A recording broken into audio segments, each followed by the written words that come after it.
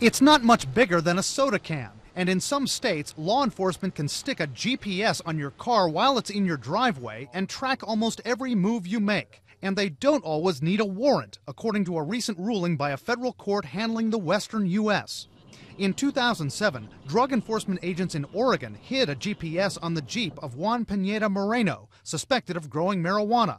Prosecutors say it showed the Jeep often parked at remote rural sites near where marijuana was found. How watchful an eye could it keep on you? Where's the best place for that, you think? On basically the frame of the car, or the truck as we're here with.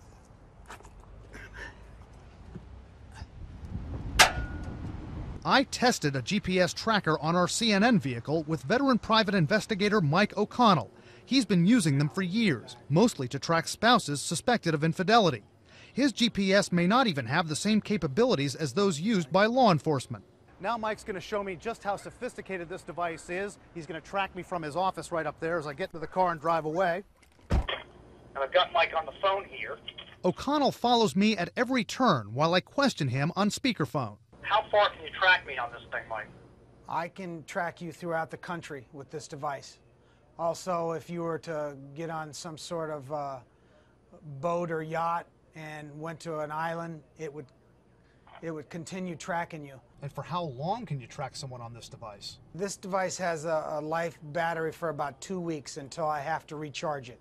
When he was charged, Pineda Moreno objected to the GPS, saying it was an invasion of privacy, an unreasonable search. Mark Rotenberg of the Electronic Privacy Information Center agrees. I think the law is actually pretty clear on that. If it's your driveway, it's your private property. But in Pineda Moreno's case, the court said an individual does not necessarily have a reasonable expectation of privacy in their driveway. Former Justice Department official David Rivkin says placing a GPS on your car in your driveway is no different than tailing you with a helicopter or a chase car. Any kind of surveillance that involves you being in public and the people who are following you being in public, of course, does not require any warrants. But privacy advocate Mark Rotenberg says this ruling is at odds with cases in other regions, including Massachusetts, New York, and Washington, D.C., where courts did require officers to get warrants to stick GPS on cars. Rotenberg hopes this will get appealed to the Supreme Court. Brian Todd, CNN, Washington.